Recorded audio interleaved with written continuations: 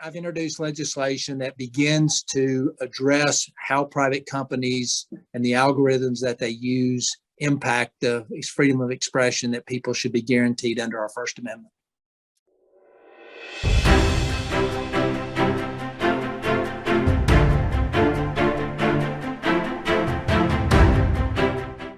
Hello, everyone. I'm Brandon Lewis, founder of the Tennessee Conservative.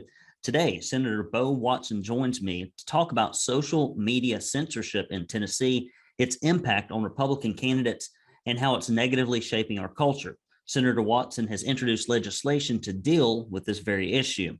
Watson is the chair of the Finance, Ways, and Means Committee, along with the Rules Committee. He also serves as a member of the Commerce and Labor, Health and Welfare, and Joint Fiscal Review Committee. In the past, Bo has served as Speaker Pro Tem of the Senate.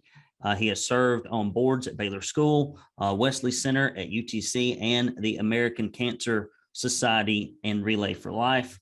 Watson is a physical therapist. At the Park Ridge Medical Center, he received his BA in biology, magna cum laude, at the University of Tennessee, Chattanooga, and also attended the University of Tennessee Center for Health Sciences in Memphis. He received his degree in physical therapy there. On a side note, I've known Bo for somewhere between 15 and 20 years. My memory's not good enough to know, and it's a pleasure to have you on the program. Warm welcomes, sir. Thank you, Brandon. It's great to be here. Thanks for taking some time to talk about, obviously an important issue, particularly amongst the conservative community. Well, right now, and you teed it up, Republicans are being heavily censored on social media platforms. Members of Congress have been deplatformed, and even our likely love it or hate it 2024 presidential nominee has been deplatformed. Conservative thought, news, and even jokes are censored. Sometimes we'll post jokes. I'm like, who fact checks a joke? Yeah. People get shadow banned. And social media access is important, if not more important, than direct mail, radio, or television in elections. And so in the end, deplatforming conservative candidates and thought has the practical effect of election interference.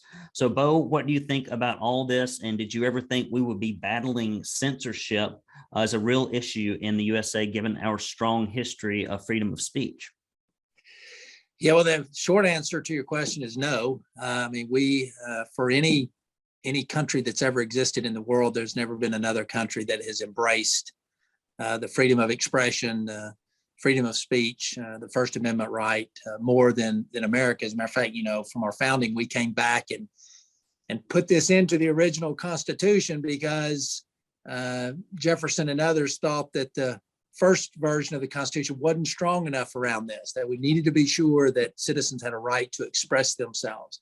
And of course, over time, the way we expressed ourselves has evolved and changed, from the printing press to now the telephone and movie. And now you have the internet technology that is creating yet another venue of where people can express themselves. And government and private enterprise have to be very careful about who they choose to censor. As a matter of fact, we would argue that the modern technology should allow for much more freedom of expression than the private companies are allowing. And so I've introduced legislation that begins to address how private companies and the algorithms that they use impact the freedom of expression that people should be guaranteed under our First Amendment. Well, tell us about that legislation that you're proposing. I've had a chance to look at it, but I'd like for you to put it in your own words. What does it do, and how do you think it will stand up underneath the inevitable legal challenge as soon as that puppy is drafted? Actually, probably as we're speaking, corporate lawyers are probably gathering together in some room, and Zuckerberg's throwing billions of dollars at them because Tennessee is going to try to do something that may actually work. So, talk about the legislation, what it does, and how do you think it'll hold up in the courts? Well, a little backdrop. So other states have, I think you and I have talked, and Florida had a version of this that was immediately, stopped by the courts. We are taking an approach. Actually, I'm mimicking the advice that Justice Clarence Thomas, one of my favorite conservative justices, issued in an opinion that he offered that was published in 2021. The opinion was a concurring opinion, but he begins to to address this very problem that we're talking about. So I'm trying to take what he recommends and apply it to state law. So if take just a second, Thomas said in his opinion, and I'll quote, he said, "We will soon have no choice but to address how our legal doctrines apply to highly concentrated, privately owned information infrastructure such as digital platforms." So Thomas sets out in his concurrence that, look, what we've been used to doing and how we've been used to monitoring this doesn't really fit with this new platform. And we are going to have to examine how can we regulate, if we need to regulate, these platforms. And the approach that he suggests that we take is a common carrier approach. A common carrier approach would be like the telephone company, right? So the telephone company is privately owned, but it is regulated by the government because so much of the information that travels back and forth across the telephone impinges upon our First Amendment right of expression. So the telephone company can't stop you from saying what you want to say on the telephone because they are a common carrier. They're ubiquitous in our society. They're both used by government and the private. And so it's important that they be have government regulation or monitoring them so that they don't infringe upon the rights of the individual citizens. So we're taking Thomas's idea around a common carrier and we put it into Tennessee statute, which says basically a platform, if they are going to operate, if their users are going to operate in the state of Tennessee, which obviously they are, platforms would be, Twitter, Facebook, those things. And they're of such size that they are basically a monopoly in the market, then they would have to apply for a certificate of operation with the Tennessee Public Utilities. And the public utilities would then have responsibility for oversight of the platform and the ability to hear appeals by users who feel like they've been treated unfairly, deplatformed, whatever the situation might be. So it sets up a process by which, like with the phone company or other common carriers, citizens have a way of addressing the limitations that may be unfairly applied to them by these platforms. Go to TennesseeConservativeNews.com and hit that red support button. When you do that, we will send you a proud Tennessee Conservative bumper sticker. Also, we will send you a Don't California My Tennessee bumper sticker, a directory of your state officials in the House and the Senate, that puppy right there. And if you should give $50 or more, you will get this proud Tennessee Conservative tumbler. Well, hopefully this thing passes because I will probably have to be the first one to apply after posting this video. So we will see. We may be just an e-newsletter here before long. So for our subscribers who want to support or advocate for this legislation, where is it going? Who's going to hear it? What would you recommend they do? Right, great question. So I know most folks don't keep up with how the Tennessee General Assembly operates. They're too busy, particularly folks who pay attention to your show. They're too busy making their own lives and making their own living. The bill, as it's presented, there's obviously a House version. Dennis Powers has that version in the House, and there is a Senate version that I have. The House has an extra layer of committees that we don't have. And so Representative Powers is going to start the bill before I start my version of the bill, okay? They're the same bill, but they're in two separate chambers so people don't get confused. What your listeners can do is engage with their local senator or their local House Representatives member and encourage them to be supportive of this legislation. I think obviously the more support we have with any legislation, the better chances it has of success and passage and then signature by the governor. And then of course, if there's a lot of interest in it, it will obviously create some buzz in the social media world where I think we need to be. And I think Thomas is challenging us in his concurring opinion, is challenging us to really start talking about this and testing our old doctrines of how we address free speech with these new platforms and looking for ways to make sure that your First Amendment rights and my First Amendment rights are protected from private industry and censorship. Well, I'm excited for it. I can just remember I don't know. I think most people, you have to be a little odd or strange to care about state and local politics. It's a very small universe of people that keep up. Everybody else is just, fixated on the national drama because we know the characters and we know the plot up in DC.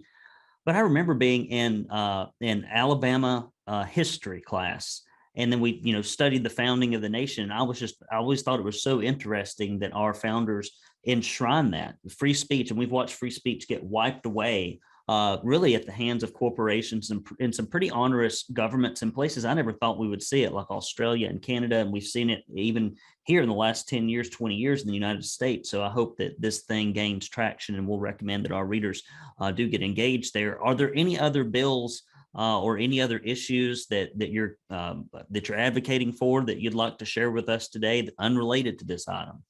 Well, Brandon, you and I, we both share a love for state government, and obviously the most important bill I ever get to deal with up here is the budget that the governor brings to the legislature. Obviously we have seen it, as both of us being really conservative people, and Tennessee being a very conservative state when it comes to our financials, we have just seen a deluge of this federal money. I mean, it is just astounding of how we are trying to manage through this. And we're trying to, build our financial system here in Tennessee to where when all this goes away and whatever happens, the aftermath of all this, Tennessee's in a good position to weather the storm, because there's going to be something later from, recession or whatever it might be from all of this federal money that we've borrowed from people coming into the states, but we have to deal with it. So, I'm spending a lot of my time right now working with the administration, with the House, as we try to figure out what are the priorities for the state, what are the priorities for this federal funding, and how do we use it wisely, use it for in the best interest of the state, but yet at the same time be preparing ourselves for whatever reckoning comes from all of this out of control spending that we're seeing. I think anybody that's of a conservative mindset, should be worried about where we are financially as a country. Yeah. What is it they said? I can't remember. Maybe it was Milton Friedman said, inflation is taxation that Congress never has to pass, something to that effect.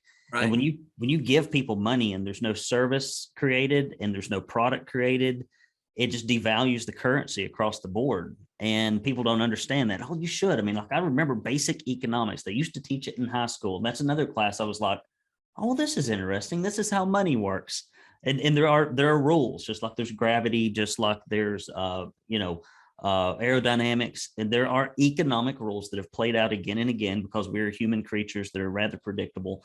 And I'm with you. It just scares the crap out of me how governments mismanage money, and every state and local government's going to do it bad enough, but the federal government, just makes Tennessee and local governments look like rank amateurs.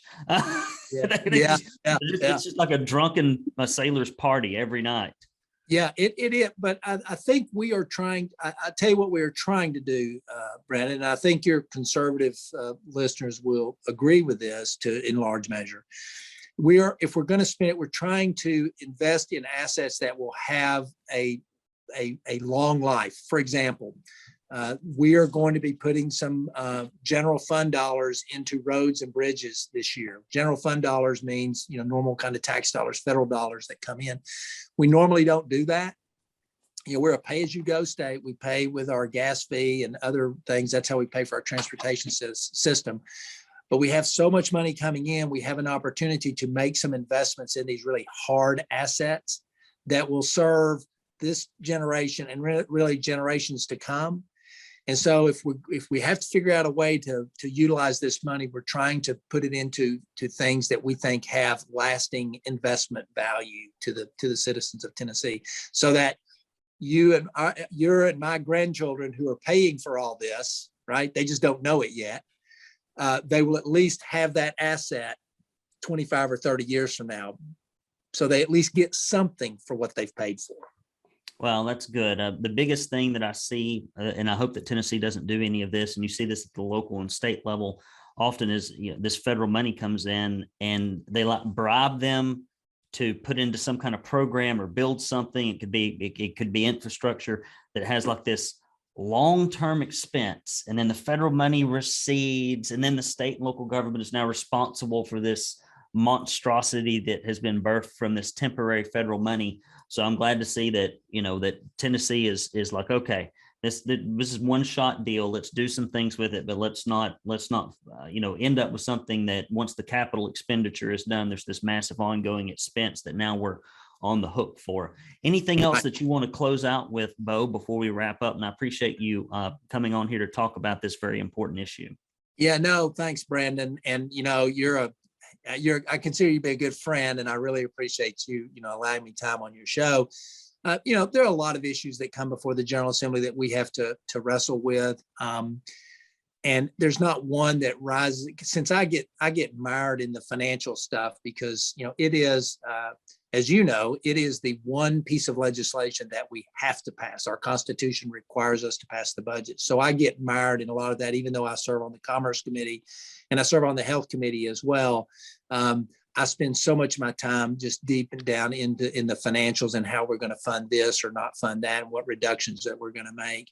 This social media bill is, my number one piece of legislation this year. So I'm spending most of my time working on it.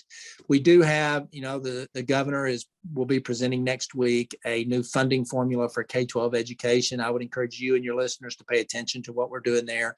That will start to take a lot of oxygen out of the room. And because it is, we spend most of our state dollars on K-12 education, and love it or hate it, we've got to figure out a way to fund it appropriately and make sure we get a good product. We haven't been getting that. We want to try and get a good product for what we put our money into. So there'll be a lot of discussion around that. And that links back to the budget. So between social media, the education funding bill, and just the general budget, my time's pretty much done. I bet you're as busy as you can be. Well, I appreciate your work on that. And I appreciate you so much that I will not drag you off into a school choice conversation. That's how much I like you, Bo. Well, you're good. You're good. But we have a good record in Tennessee of promoting school choice. And, I'm a school choice person. I think that, the government should be concerned that you get a good education, not necessarily where you get that education. And I think we are trying to create pathways for people in Tennessee. We have, over the past 10 years, we've done a lot around charter schools and other kind of options. There's still a lot of road in front of us on that, but I think we're making progress.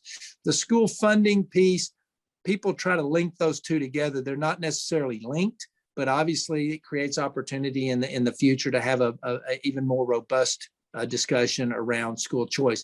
Last thing, in case you're at CPAC, I am one of the legislators that from the state of Tennessee that has been invited to CPAC this weekend because of I have a pretty strong conservative voting record, and they're giving awards to members who have a really strong conservative voting record. So I'm hoping that I don't get tangled up here and can't get down there, but I'm scheduled to be in Orlando, I think it is, next week for the CPAC meeting. So I'm looking forward to that. And I probably will try and pick some brains about from other members who may be other states who may be looking at the same social platform kind of legislation.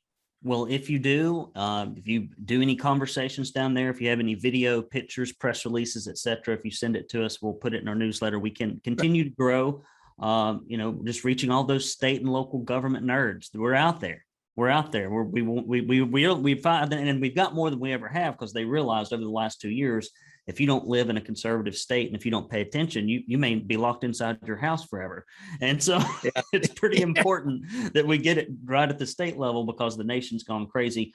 Senator Bo Watson, thank you so much for your time here today. And I'll look forward to that CPAC update.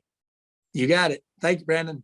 All right, guys, I hope you enjoyed this program. If you want more stories and interviews like this, please go to TennesseeConservativeNews.com or subscribe to our podcast online. Until next time, I'm Brandon Lewis, signing off.